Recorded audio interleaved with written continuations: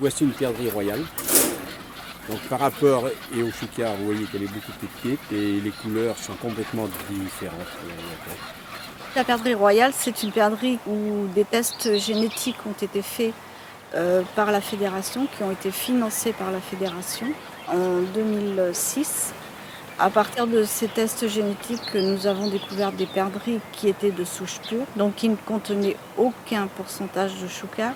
On s'est retrouvé avec 35 couples de perdrix qu'on a appelé plus tard la royale. Et donc on a développé notre élevage par la suite avec que de la perdrix la royale. La marque la royale appartient à la fédération.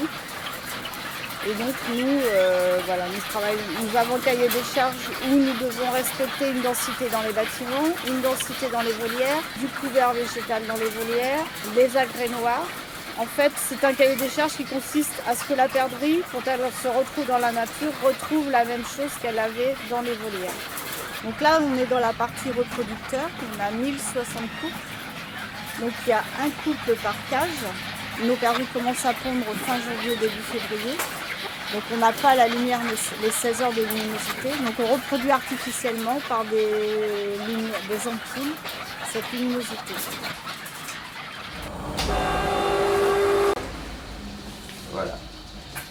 Les œufs sont tournés toutes les 2 heures pour reproduire un peu ce que l'œuf fait sous la perdrix, quoi.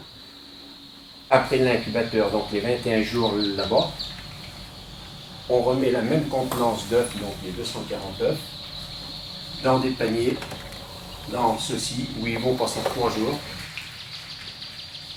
Ça démarre fin janvier, début février avec la ponte des œufs. On va ramasser à peu près 50 000 œufs sur une période de 4 mois. Ensuite, on met le couvoir en route fin février. Donc après, à partir du 19 mars, on a une éclosion par semaine. Et puis donc après, on a tout le travail dans les poussinières. Déjà la préparation des poussinières pour mettre les poussins en place. Et après, il faut donner à manger tous les jours. Même le dimanche, même les jours fériés. Nous avons 9 bâtiments et 9 volières donc, qui sont attenants à ces bâtiments, avec 9 âges différents de perdrix. Donc elles sont dans les bâtiments jusqu'à l'âge de 4-5 semaines. Après elles sortent sous les préaux, après en pré-volière, où on fait le bagage à l'aile, parce que la royale est obligatoirement baguée à l'aile.